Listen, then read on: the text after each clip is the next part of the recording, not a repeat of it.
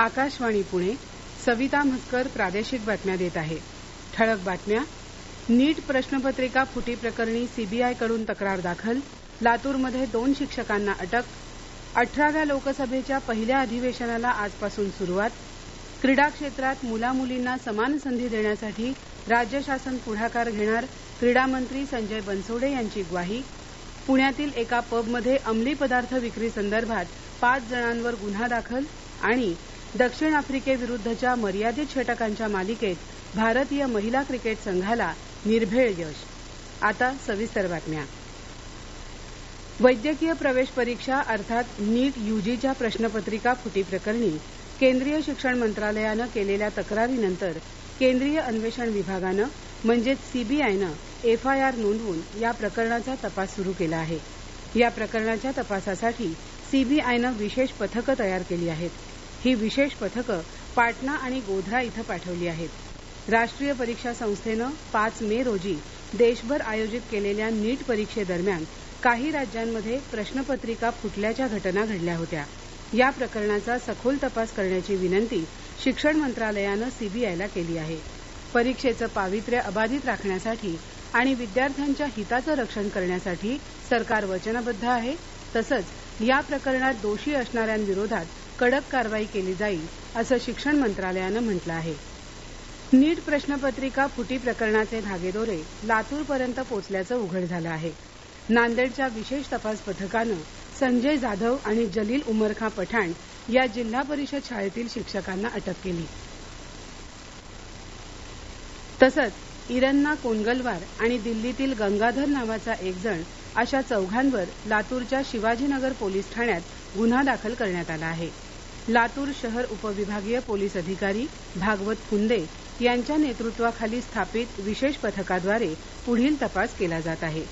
दरम्यान वैद्यकीय आणि दंतवैद्यकीय पदवी अभ्यासक्रमाच्या प्रवेशासाठीच्या नीट यूजी परीक्षेत अतिरिक्त गुण मिळालेल्या 1563 विद्यार्थ्यांची फेरपरीक्षा काल घेण्यात आली.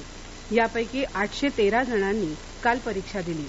विविध प्रवेश परीक्षांवरच्या आक्षेपांच्या पार्श्वभूमीवर काल 23 जूनला होणारी नीट पीजी रद्द करण्याचा निर्णय केंद्रीय आरोग्य मंत्रालयानं घेतला. परीक्षेचं सुधारित वेळापत्रक लवकरच जाहीर होईल असं मंत्रालयानं म्हटलं आहे. 18व्या लोकसभेचं पहिलं अधिवेशन आजपासून सुरू होणार आहे. या अधिवेशनासाठी भाजपचे ज्येष्ठ खासदार भर्तृहरी मेहताब यांची लोकसभेचे हंगामी सभापती म्हणून नियुक्ती करण्यात आली आहे.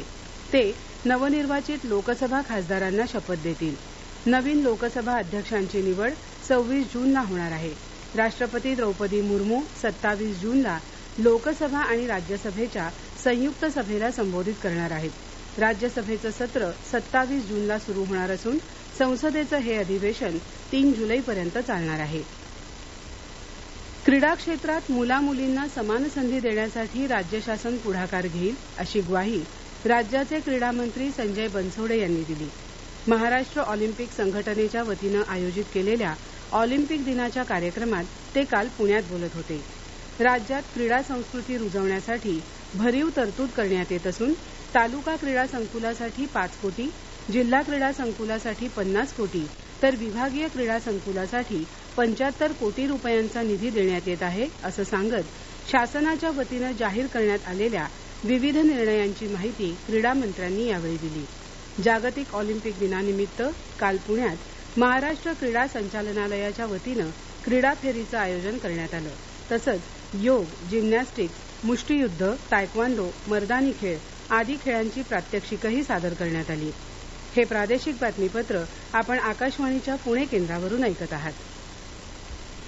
महाराष्ट्र राज्य खादी आणि ग्रामोद्योग मंडळाच्या वतीनं देण्यात येणाऱ्या यंदाच्या मधुमित्र पुरस्कारासाठी अहमदनगर जिल्ह्यातल्या अकोले तालुक्यातल्या अंबड गावातील शेतकरी राजू कानवडे यांची निवड झाली आहे.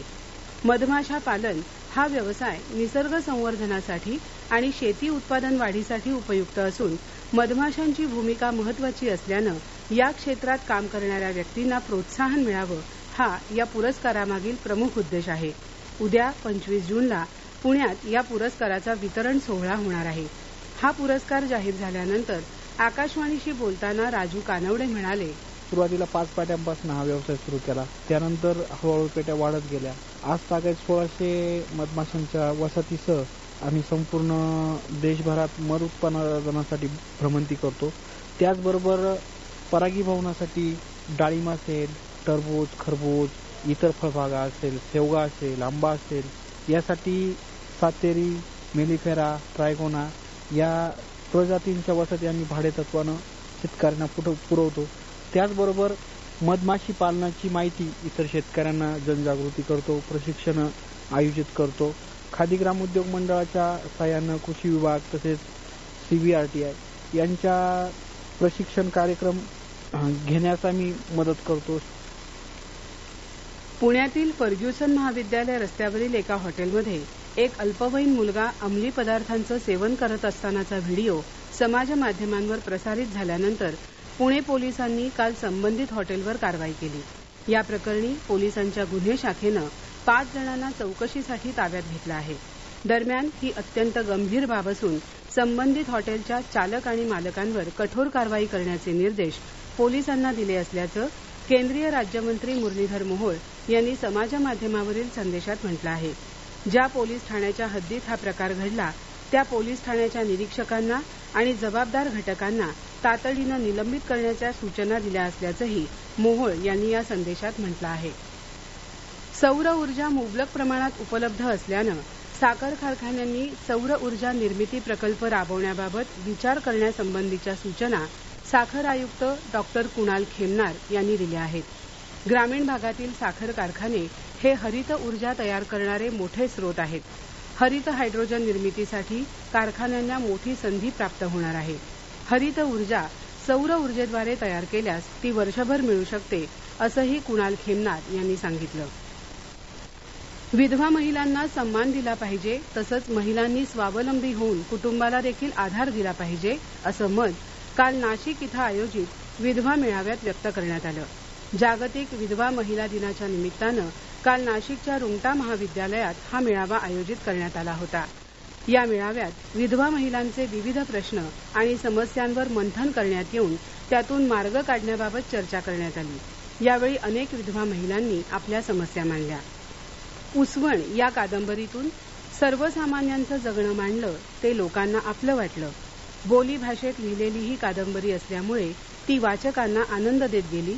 यापुढच्या काळात कवितेच्या माध्यमातून ही साहित्य सेवा अशीच पुढे ठेवणार असल्याचं प्रतिपादन युवा साहित्य अकादमी पुरस्कार विजेते देवीदास सौदागर यांनी व्यक्त केलं.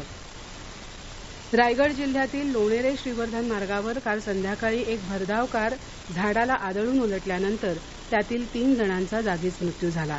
अन्य दुर्घटनेत अलिबाग तालुक्यातील मुनवली इथं तलावात पोहायला गेलेल्या 2 मुलांचा बुडून मृत्यू झाला. महिला क्रिकेटमध्ये भारतीय संघानं दक्षिण आफ्रिकेविरुद्धच्या मर्यादित षटकांच्या 3 सामन्यांच्या मालिकेत निर्भेळ यश मिळवलं आहे. या मालिकेतला बंगळुरूच्या चिन्नास्वामी मैदानावर झालेला शेवटचा सामना काल भारतानं 6 खेळाडू राखून जिंकला. दक्षिण आफ्रिकेनं नाणेफेक जिंकून प्रथम फलंदाजी करताना 8 खेळाडूंच्या बदल्यात 215 धावा केल्या. हे लक्ष्य भारतानं 41व्या षटकात 4 खेळाडूंच्या बदल्यात पूर्ण केलं.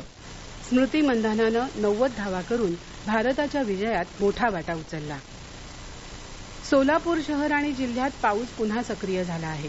काल संध्याकाळी सोलापूर शहरात जोरदार पावसाला सुरुवात झाली. त्यामुळे शहरातल्या रस्त्यांवर पाणी साचल्याचं दिसून येत होतं आणि हवेतही गारवा निर्माण झाला होता. दुष्काळाच्या झळा बसत असलेल्या अनेक तालुक्यातील पाणी टंचाई आणि चारा टंचाईचा प्रश्न आता काही अंशी संपला आहे. सांगोला, अक्कलकोट, करमाळा, माढा या तालुक्यात मात्र अजूनही दमदार पावसाची प्रतीक्षा आहे. नाशिक शहरासह काही भागांमध्ये काल दिवसभर पावसानं चांगली हजेरी लावली. त्यामुळे नागरिकांना दिलासा मिळाला.